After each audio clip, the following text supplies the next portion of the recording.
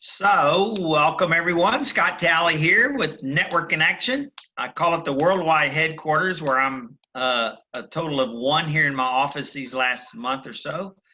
I'm really excited about today. You know, we've done these daily dose, or I call them now the not so daily dose, since we're doing them on Tuesday and Thursday. But some days I look forward to them more than others. And today I'm really excited because I, of all people, need to learn how to harness my brain energy. So today we've got from Mission Viejo, Orange County, California, Denise Hendon. Denise has more letters after her name than the alphabet, so I'm going to let her go through. But Denise is a PhD and owner of Management Consulting and Coaching. And today she's going to talk about harnessing our brain chemistry for energizing brain conversations, business conversations. So we're looking forward to learning from you, Denise. We got a little poll that people can weigh in on. And Denise has asked if you would to just go into the chat and start introduce yourself, to let her know what business you've got and what part of the country you're in. Denise, welcome. Thank you for taking time out to share all of your expertise with us. I'm going to turn it over to you now. Great. Thank you, Scott. Thank you so much for having me. I really appreciate being here. Yeah, so I'm going to switch out put my slides on up in a second. And as I'm doing that, it would be really great if everyone could just type in the chat like what your business is and where you are in the world, and we'll get underway. I'll be right back.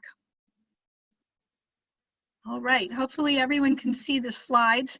And I'm really excited to be here with all of you today to talk about one of my favorite subjects, which is having great conversations. So what we're going to do today for about 50 minutes is we're going to first talk a little bit about what is a conversation. Then we're going to explore some basic neuroscience and answer the question, why do I have wine glasses filled with red and green beads on my desk? And we'll answer that in a little bit. And then we'll finish with 5 impactful conversational tools that you can start practicing right away when you leave this conversation today. In fact, you're probably using some of them already. And when you leave this conversation, you'll have a better understanding of what you're doing and why you're doing it and why it works so well. So what I want to invite you to do first is think about the most challenging conversation that you've had recently in your business or in your life. Connect back to what you were feeling when you were having that conversation, what you were saying, what you were hearing from other people in that conversation. But this was a really challenging conversation, kind of like my little comic here, where Santa says, "Hello, employment agency, there's been a mistake. I asked for 10 elves, not 10 Elvises." So get that conversation in your mind, that rough conversation. And here's a poll that Dan's going to pull up and we want you to take. In your experience, what is the #1 cause of difficult conversations? Is it a harsh tone, poor preparation, dramatic emotions, a lack of trust, or unchecked assumptions? Please pick one. Register your thought there, and we'll talk about the results in a minute. Do you mean from like what I'm generating to cause difficulty, or what the other person does causing me to feel it's difficult? It could be either.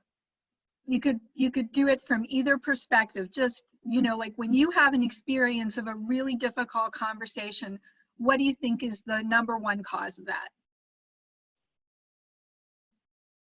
I appreciate the question. So we have about 50% answered right now. Okay, we'll give it another 30 seconds or so.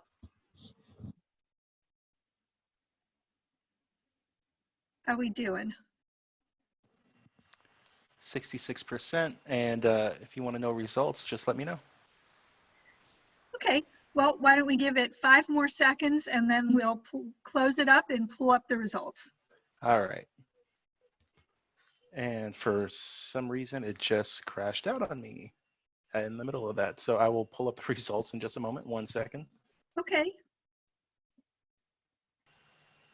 if Okay. you can't pull it up, can you tell us what the number 1 answer was? Yeah, it said you're logged out, but I could tell you at the time when the last I saw, dramatic Okay. emotions was number 1 Okay. at about 75%. That was dominating. Okay, so that is definitely one of the big causes of problematic conversations. And another related element is the lack of trust. In fact, dramatic emotions actually crash our trust.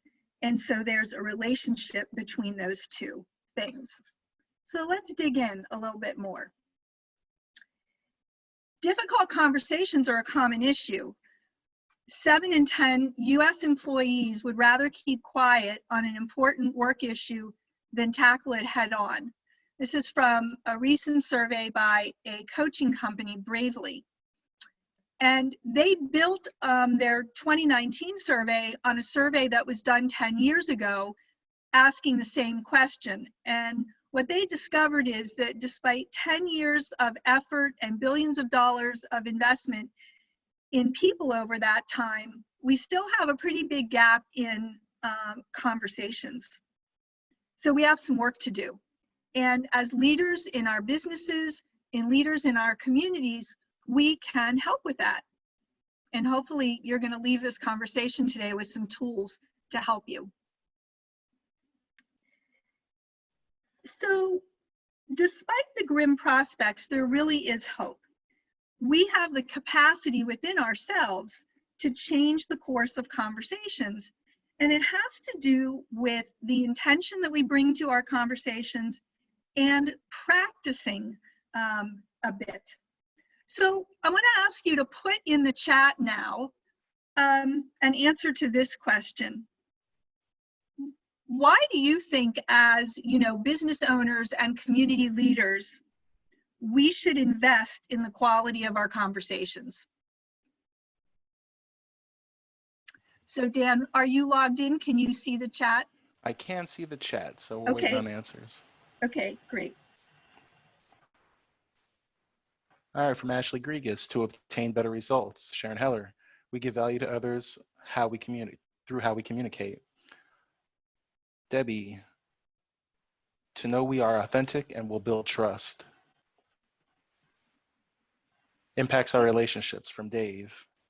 From Wanda, conversations are the basis of success, personal and professional. Yeah, exactly. So conversations really matter. In fact, in her research, in her 2014 book, Conversational Intelligence, How Great Leaders Build Trust and Get Extraordinary Results, Judith E. Glaser says that everything happens in conversations. And think about it, whether your business is a sign company, a realty company, a mortgage company, a beauty salon, a retail store, a networking business, a law office, an accounting or bookkeeping firm, you do your work through, or a significant part of your work through conversations. So it really makes a difference if we are good at them. So what's happening in our brain that makes the difference between having a good conversation and having a really challenging conversation? The conversational dashboard that's on the screen now tells part of the story. And I'm just going to spend a couple of minutes giving you some things to think about from this dashboard before I share some tools with you. The left side of the dashboard is influenced by the amygdala. If you put your hand at the base of your head and the top of your neck, that's the spot in your head where our amygdala is. Our amygdala is the most primitive part of our brain, and it's the emotional center of our brain. It's also the gatekeeper of our brain. If we are walking down the street and we sense danger from somebody coming in the other direction, that's our amygdala actually reacting and saying, now wait a minute, I'm not sure that that's comfortable. Especially these days with COVID-19, I know my husband and I take walks all the time, and we, are zigzagging, crossing the street to avoid getting in close distance with people. Well, that's, our amygdala is reminding us, hey, you don't want to be too close. Our amygdala senses a harsh tone of voice, a bad attitude, an uncomfortable emotion from somebody else. It can sense that. And if it does, and it also from the words that it's hearing, and if it doesn't like what it's hearing, it literally goes into hijack mode. And what that sounds like in our head is, why are you blaming me? I didn't do that. It's so-and-so's fault. Stop doing that.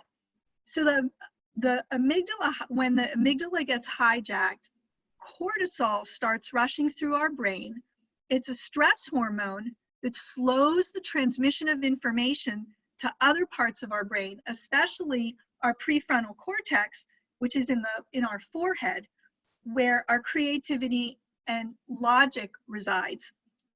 So this is why when we're stressed and emotional, we feel feel like it's hard to think. I know that happens to me sometimes, right? And so think about cortisol as like a wine glass full of red M&Ms or red beads. The more emotion that you're feeling, the more cortisol that you have, the more difficult it is to think. Now, through a process of being transparent in our conversations, building on the relationships that we have with other people, seeking understanding, finding ways to create success in our conversations, and actually being more truth-telling in our conversations, we actually create a different kind of hormone in our brain, oxytocin. So and that helps us have good conversations. So we want to fill up the wine glass with the green beads much more than the wine glass with the red beads. So here's what happens when we feel calm and comfortable, when our amygdala feels calm and comfortable. It lets information pass freely through our brain. It makes, on the way to our prefrontal cortex, it makes connections to memories that we may have with another person, or the working relationship that we have with another person. It makes connections with stored knowledge that's in other parts of our brain. And it releases this neurotransmitter, this other hormone called oxytocin. Oxytocin is known as the bonding or love or well-being hormone, and it was first discovered a number of years ago in pregnant women bonding with their unborn children.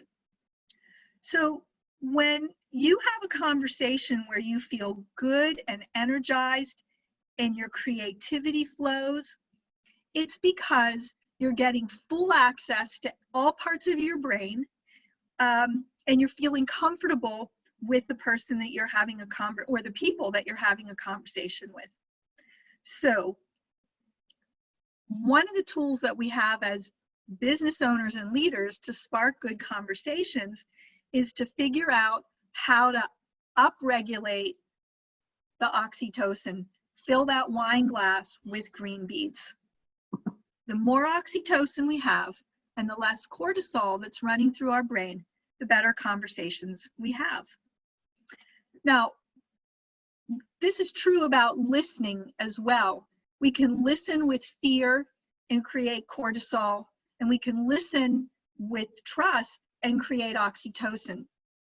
And one more thing is that we produce cortisol and oxytocin by the conversations that we have in our head with ourselves before we even have a conversation with another person, right? So we can, information can come into us. Ever get it, think about it this way. You get an email and it fires you up in a negative way. Well, you haven't even had a conversation with anybody. That whole conversation is going on in your head and it's released cortisol. And, if you send an email when you're in a really bad space, you might regret it. That's why we always say, if you get a funky email, draft your response and wait till the morning to send it, because you're going to have a much different perspective. And that's a little bit what happens with the amygdala hijack and the cortisol flowing through your brain. Now, here's a thing to think about. It only takes 0.07 seconds for the amygdala to get triggered in a negative way. 0.07 seconds. That is like no time at all. And so what it means for us as leaders, business owners and leaders, is that when we are in conversation, we have to pause for a minute and let the amygdala calm down and think about a strategy that we can use to spark that oxytocin to create a good conversation. Otherwise, the amygdala is just going to hijack itself, because that's what it's trained to do. Okay, so let me stop here for a minute, because I know I've said a lot, and see if there are any questions or comments, anything crossing anyone's mind. A few minutes ago, Sarah wrote, in education, we nicknamed it the screaming almonds brain. Oh, okay. Yeah. Nice. That's exactly what it is. The thing that's been going through my mind is that when you're on the left side, cortisol is really a bad trigger for inflammation, and that's ultimately what kills us all. So it's a self-preserving thing to really focus on staying on the right-hand side. Not only will it bring success, it will bring you health. Yes, you're absolutely right.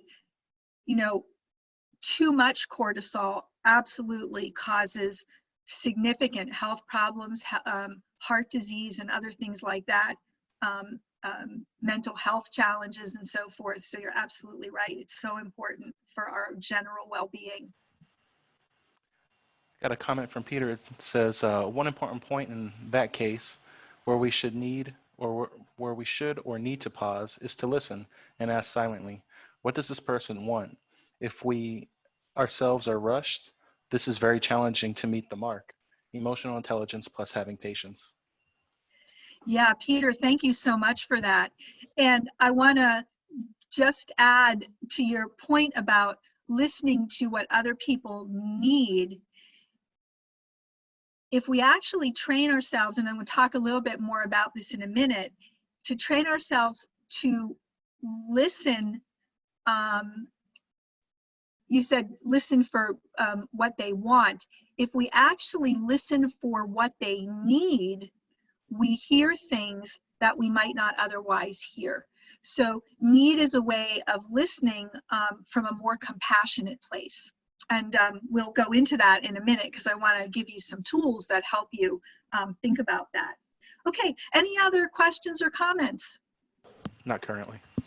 Okay, great. So we're going to move on. Okay.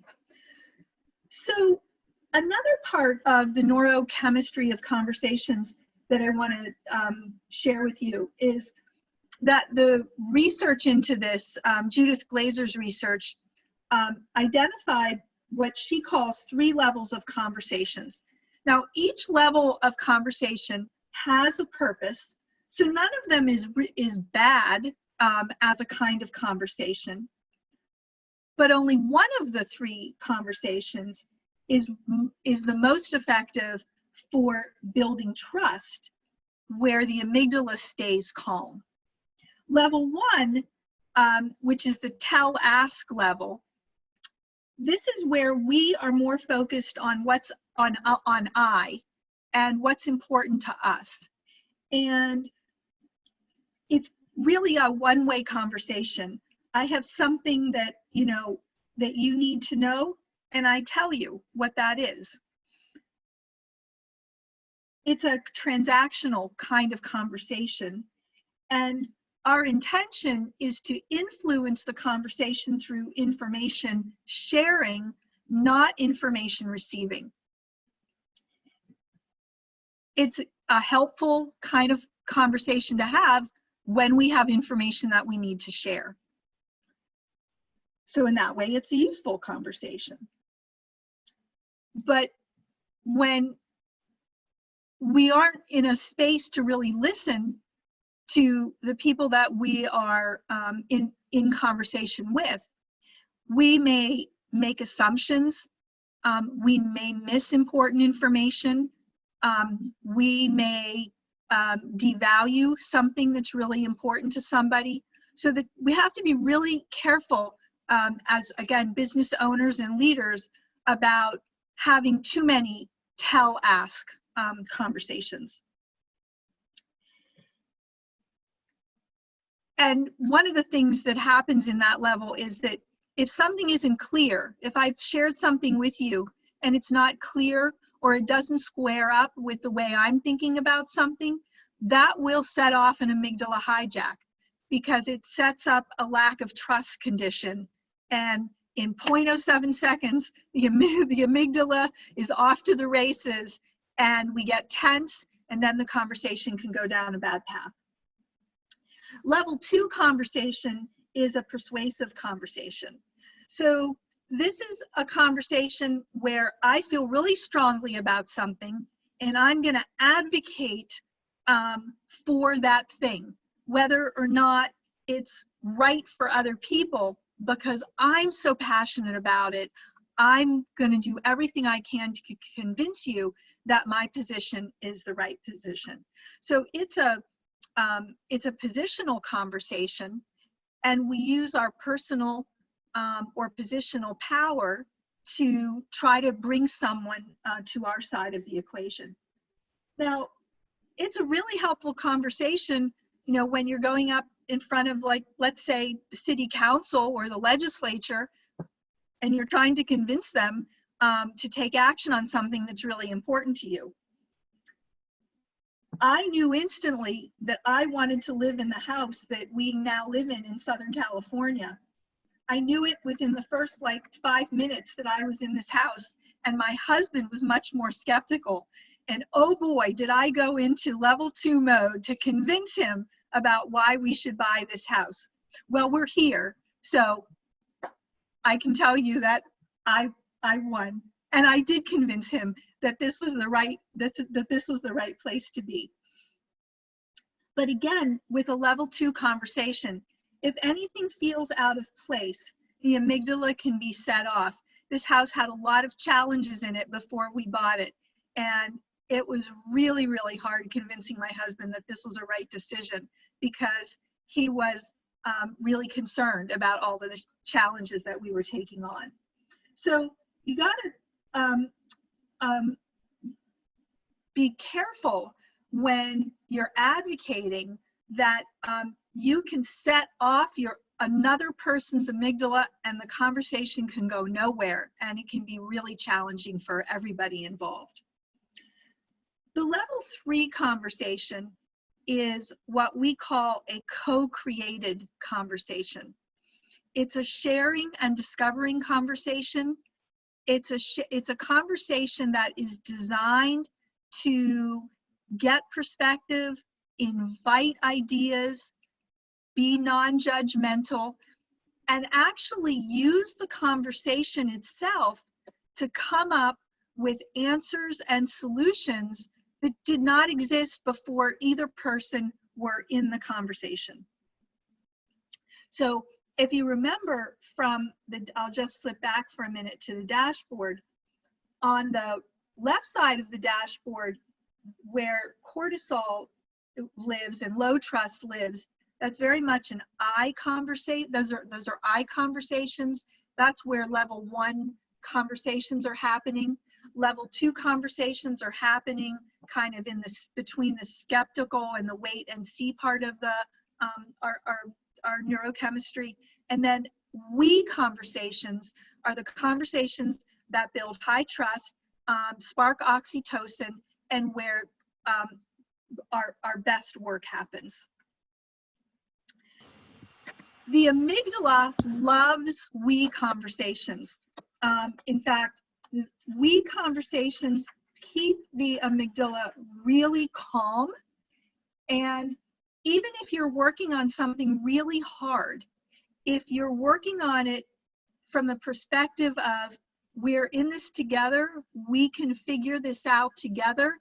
You know, no one person has the right answer, but together we will find the right answers. The amygdala just eats that up, and you get that good feeling of connection with the other person. And that's where creativity and our best thinking happens. Okay, so I said a lot there as well. I want to just stop here for a minute and see if anybody has a question or comment about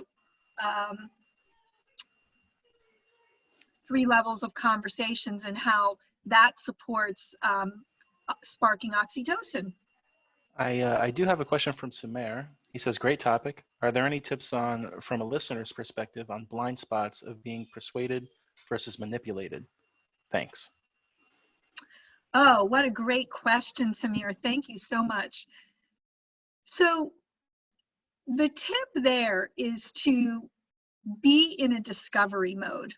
And what discovery means here is to ask questions to get perspective. And one of my favorite ways to encourage asking questions that keep people kind of calm and not it doesn't escalate or put people on the defensive is to just say, tell me more about that. So, you know, you're in a conversation and someone says something that you're not quite feeling comfortable with just without responding from an emotional way, you can say, tell me more about that. And it allows the speaker to collect their thoughts and give a little bit more perspective. And then it allows the listener to gain more perspective to then have the opportunity to ask another question to get even more perspective. And you can actually use that tell me more about that or say more about that a few times in a conversation to keep it open until you hear a pathway in that is comfortable. I will say that, you know, having a lot of interactions online and seeing people argue all the time, there's this whole movement in street epistemology where they talk about not straw manning, but strong manning, like strong somebody's argument. And what that'll do is it's the practice of saying, here's what I think you're saying, right? And I think it's a good method of discovery to try to clarify what you're hearing from somebody else, and to restate what you believe that they're saying and say, did I get that right? Absolutely. And you know, that's the practice of active listening. So that's a kind of listening where you're checking in with the person on what you heard them say. You give it back to them. You know, this is what I heard you say. Did I get it right? You know, you can even build on that, Daniel, and say, you know, what makes that important to you, or what does that mean to you? Those are all discovery questions, and that absolutely is a great way to keep a conversation open. Yeah, please. I got one more from Stephanie Tressler, but did you want to complete that thought? No, go right ahead. All right, so from Stephanie, she says, I do a lot of contract negotiations and have found that if you, 1, feel like you might be getting manipulated versus persuaded, or 2, the person you're working with is operating in level 1 or isn't listening, asking for time to think through what you've discussed to this point and re-engage. I found that this helps to really think about what they're needing and when to come back together they can often be more receptive because you've kept the conversation open and are available. Yeah, Stephanie, that is such a great tactic. Thank you for sharing it. You're absolutely right.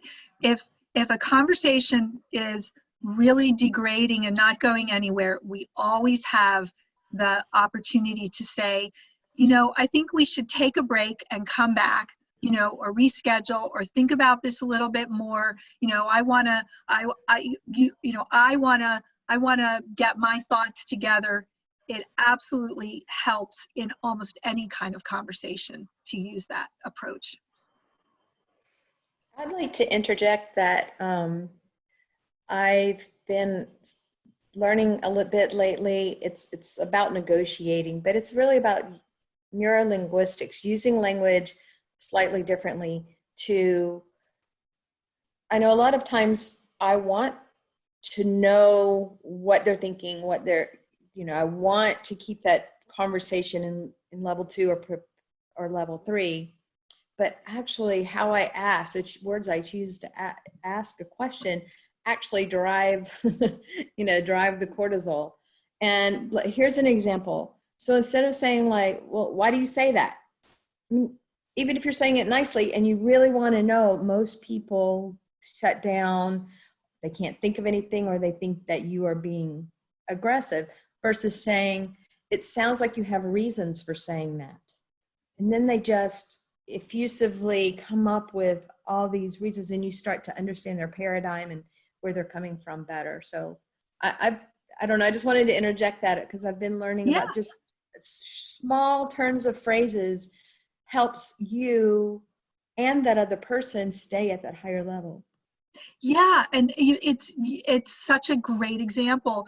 And so Michael Marquardt, who's a professor at George Washington University, he has a book called Leading with Questions, and he talks a lot in that book about the value of staying away from starting a question with why.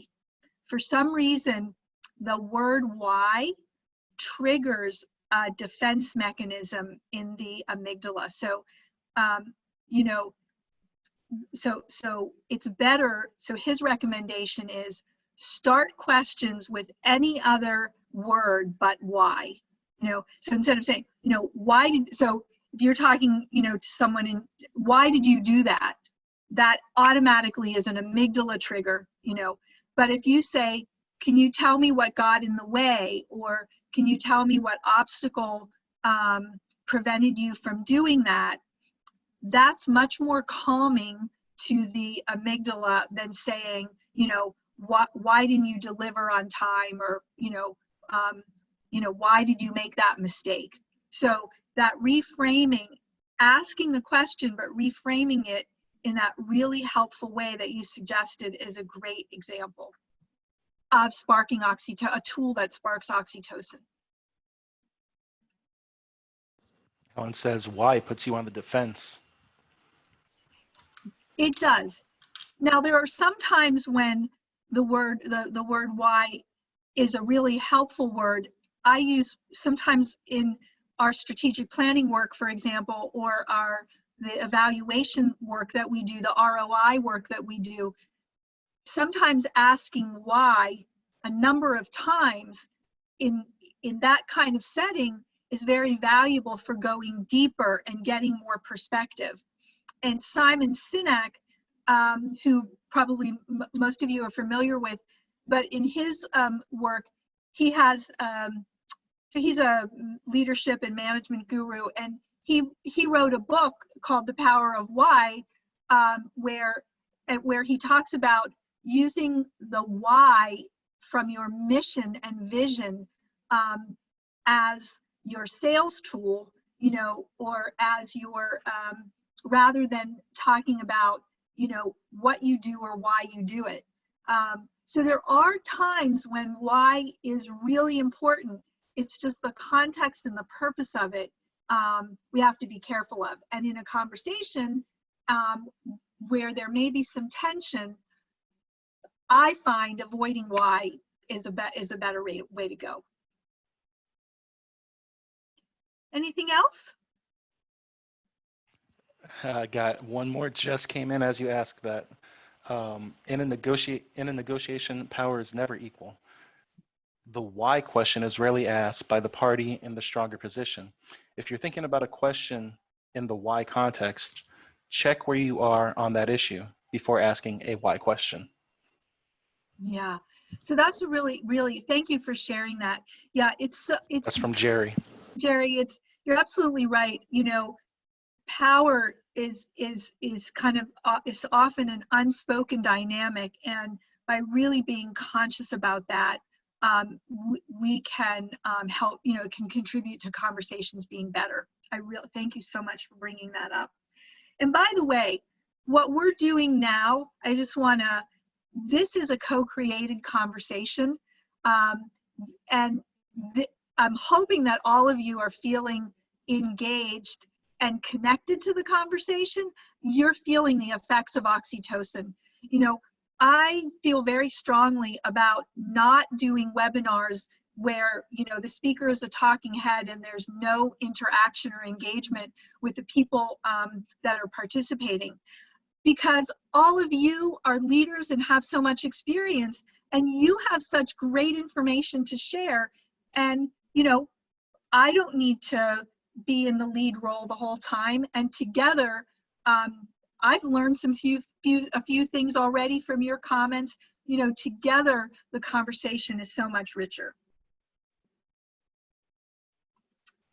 So let me, as time is quickly running, let me share with you a few more conversation tools and you know, a little bit about how they work.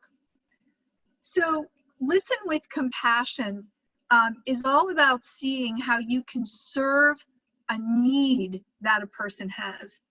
And, you know, sometimes the need isn't obvious immediately, and we have to listen a little bit more deeply. So for example, if you're a realtor and you've shown a client 40 properties and they're still not satisfied, does it mean you're doing a bad job? No, but it may mean that you're missing the mark. So instead of, you know, that's a time to take a pause. And I use the number 40 because our realtor showed us 40 properties, and so we had this experience. Instead of telling yourself you're failing, which would be a level 1 conversation in your head, you know, one-way information, you know, you're failing. Go back to the conversation you might have had with that client at one point to talk with them about what's most important to them in a new home. Even if you had the conversation with them before, have it again. Ask them to talk about what they've seen that they liked in some of the properties and what they didn't like. Ask them to paint a picture again about what would be satisfying for them. And really listen, not really so much to what they're saying, but maybe what they're not saying, what's underneath the conversation that you might have missed the first time around. That's an example of a level 3 conversation where you're in discovery, you're asking questions to open them up, you're listening to what they need, and that is yummy food for our amygdala and their amygdala. And it feels safe, and they feel cared for, and we feel cared for, and not negatively judged. So that's listen with compassion to see how you can serve a need.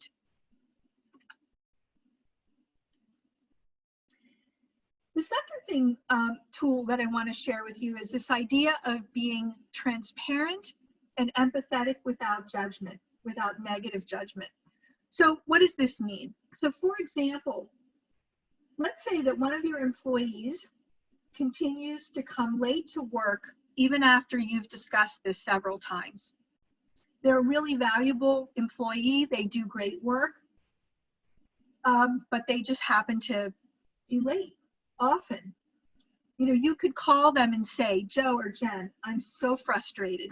You say you will, but you don't come to work on time. If it happens again, we're going to have to put you on probation, and your job is at risk unless you change this behavior. So I guarantee you that kind of response immediately hijacks the amygdala. It doesn't help them and it doesn't help you. Or you could, instead, tell them something that you really appreciate about them and what they are doing, and explain that you want to figure out together what's getting in the way of them getting to work on time, and you want to work together to find a solution. By doing that, you open up the opportunity to learn some things about them that you might not have known. You know, maybe there's a personal issue going on. Maybe it's a getting kids off to school issue. You know, maybe it's having to take care of an older parent and they just didn't want to share it with you before. But by creating that space to share it with you now, in building trust with you and working with them to figure out together what you can help them do to solve the problem, you're building trust, they're building trust with you, and your relationship deepens. And the next time they have a problem, they'll be more than likely to come to you and say, hey, I need some help. So that's be transparent and empathetic without judging. I'm going to share one more, and then I'll pause and open it up for some of your perspective. So the third tool is what I call seek understanding about the meaning of words and ideas we take for granted. So, for example, let's say that a salesperson in your business has an abrupt manner and you've been getting some complaints from customers. You could tell this employee that you're getting complaints and they need to fix it. That's a level 1 conversation. You could persuade them to be kinder, beg them, stand on your head, tell them how much being kind is a core value of your business and that it's essential for them to be kind. You're counting on them for that. That would be a level 2 conversation. You could also invite them to talk with you about their idea about what customer service means from their perspective, and where you could share your ideas about what customer service means so that you could come to a meeting of the minds to create a shared definition of customer service for your business. And you could help them work through some of those challenging customer issues in the context of that definition.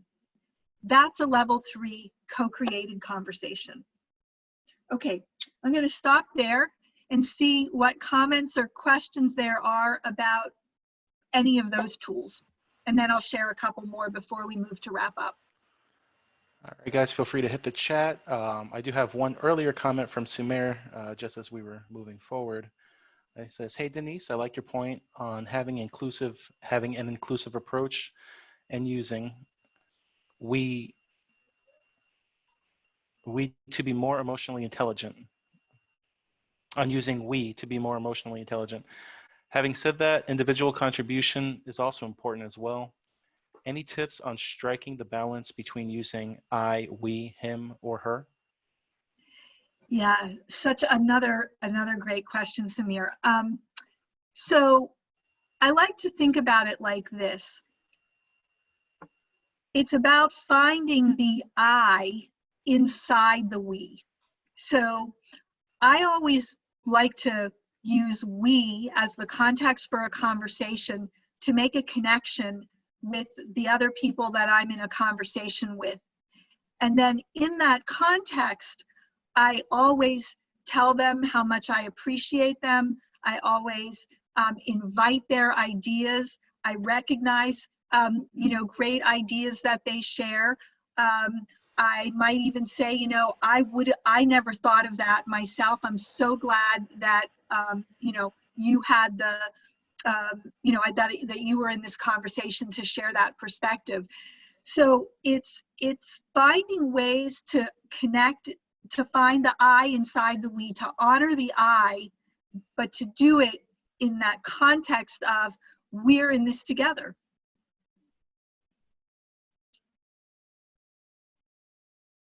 Any other questions or comments? I have a question. I'm a little reluctant to ask it because I'm not sure if it deviates too much, but I wanted to know Go if you have for it. any thoughts on reading body language, facial expressions, that kind of thing. Yeah, I mean, so it's a great question, Daniel. And, when you see someone sitting in a meeting with their hands folded, I think you can't see me, but right, like their hands crossed, across their chest, they could, be holding back. They could be, very resistant to wanting to share what's really on their mind. They could be annoyed with something, and so a way to invite someone to open up who might be holding back a little bit is to say, I noticed that you might be frustrated or you might be worried. This is a safe place to have a conversation. Maybe if you shared what was on your mind, it would help us both, learn something, do something better. So I think that acknowledging body language that seems to be off-putting, while it might feel a little scary at first, once you do it, once you make transparent that concern that you have, it actually invites the other person in to relax a little bit and can open up the conversation. So thank you for that question. Nothing new happening on the chat, but guys, feel free. Oh, just as I said that, Sharon Heller. When we have a direct feedback for someone, when we have direct feedback for someone, we supervise. Do you think it sometimes waters down the feedback when we bring it into a we conversation? For example, there may be some non-negotiables when it comes to staff expectations and behavior, and perhaps a we conversation could be interpreted as being manipulative versus just saying it straight, what behavior needs to change and what the expectation is. Yeah, Sharon, thank you for that. So I concur absolutely with you that, direct conversation is really important. I think where there's the opportunity to have the we conversation that's not manipulative and that is honest and forthright in the same way that you're being direct is when you say to that person, look, here's the requirement. Now let's talk together about how to accomplish the requirement. What can we do together to make sure that you have the skills you need, the tools you need, that we remove obstacles, that we work on, solutions together. So it's where the we conversation is placed, and where it's genuinely placed to invite the other person in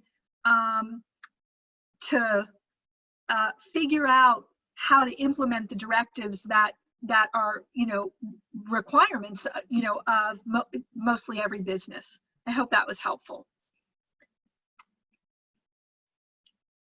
Okay, let me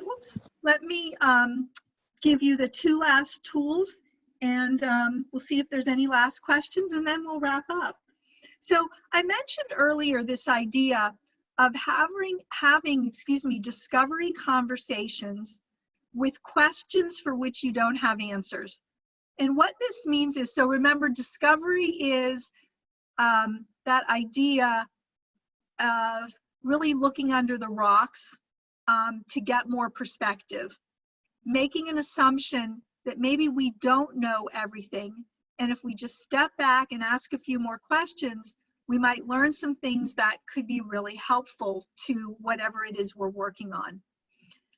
A question that we don't have an answer for genuinely is something that I'm ask another person because I don't already have the answer in my head. I haven't made up the answer in hopes that they're going to come up with the answer that I'm thinking about. But it's genuinely asking a question that you don't have an answer for so that you can look for the answer in the conversation. And that kind of discovery question, you know, if you ask a question that you've already made your mind up about, but you ask the question just to see what another person says, and then when they don't agree with you, you get annoyed, right? That's manipulative, and it also, you know, sends the amygdala off in a, you know, in a hijack. But if you say to another person, you know, I really don't have an answer for this. I genuinely want to hear what's, you know, on your mind about this so that we can figure it out together. That's a discovery conversation that sparks oxytocin, because the person then now knows that whatever they have to offer really is going to be valuable to you, or to, you know, valuable to help the conversation. And finally, the last thing I want to encourage you to think about is actively create a safe environment by building trust. So, you know, how do you do that? So for example, let's say that in this COVID-19 environment, you're struggling with sales and notice increasing anxiety among your team members. We're all experiencing that, I no doubt. You could review the numbers and make a compelling argument for doing better. That would be a level 1 conversation. You could point out to the group who among us is being successful, and ask everyone to step up to the plate in the same way that that person is. It's a level 2 conversation. Or you could share an agenda in advance of a meeting, explaining that you want everyone to come with 1 or 2 ideas to consider, and use the advance notice to give people a chance to collect their thoughts. And when they come to the meeting, you want to appreciate that you heard something from everybody, and that you can use the team commitment to solving the problem together. That would be a way of creating a safe environment where people feel trust that if they're not doing great, and especially in the COVID-19 environment where it's all new for all of us, we don't know what's going to work. And we're not sure how to make it all work. This is exactly the time when we need to create safety for sharing. So I'm going to just say a couple more things and then end here. So orchestrating the best conversation we can is an essential tool for businesses aiming to thrive during this period of COVID-19. And it's going to be really important when we solve this problem and get back to a different kind of business connected with each other. It's an environment where reducing cortisol and increasing oxytocin regularly, right? So it's getting more green beads in the wine glass and less red beads in the wine glass. As Judith Glaser says, because everything happens in conversations. It's like our main tool as business owners and leaders. And as leaders who influence others, I believe it's our responsibility to grow our listening and speaking skills to have this positive impact. Because when we do that, our businesses thrive and our communities thrive. So there you have it, a brief introduction to the neuroscience of conversations, how to use it to create better conversations in your life and your business. Very nice. Thank you. Daniela, any other comments there in the chat? Not right now. Any other questions? Denise, thank you so much. I'm recognizing what I need to do different in my meetings, especially during this time, which probably will carry over forever, right? Okay. So thank you. Do you want to share, Scott, what that is that you noticed? Yeah, I typically just barge into a meeting with my agenda, and I work with a lot of smart people like Ashley and others, and I don't always slow down to give them data ahead of time so that I can get the great information that they may have to give feedback. I really appreciate you being vulnerable and sharing that with us. And I just wanted to, as we are saying farewell, I just wanted to invite everyone to put into the chat maybe one memorable thing that you are leaving with from this conversation that you want to act on. And Denise, why don't you add your website and email so that if someone wants to reach out to you, they can do that as well if you're willing. Sure. I'll stop the share here and I'll rejoin you, and I appreciate that. So our business is Managens Consulting and Coaching, and my email address is drhinden@managens.com. And I welcome hearing from any of you. If you have a business question, if I can help you solve a little problem with your conversations, you're welcome to reach out. I look forward to hearing from all of you. We appreciate that so much. Thank you again for sharing with us all of your history and research and knowledge. Very much appreciated. It was a very unique topic, which we're looking forward to having more of. On Thursday, we're going to hear from another West Coast business owner, Mr. Eric Bell, and his podcast is basically on wait, what? And he's talking about financial matters. So I hope you'll join us at 1 o'clock Central Time. And then if you can, be sure and put Friday, 4:30 Central Time for a little open mic. We're looking for guitar players and piano players and singers and G-rated dancers. I'm going to get my kazoo out because that's the only thing I know how to play. But if you can join us at 4:30 on Zoom with Network in Action, we'd love to have you. Thank you all very much. Stay healthy, stay happy. God bless you. Thank you. Thank you. Sounds like fun. Ashley, thank you so much for creating this opportunity for me. Take care. Enjoy the talk. He's terrific too. Bye. Bye-bye, everyone.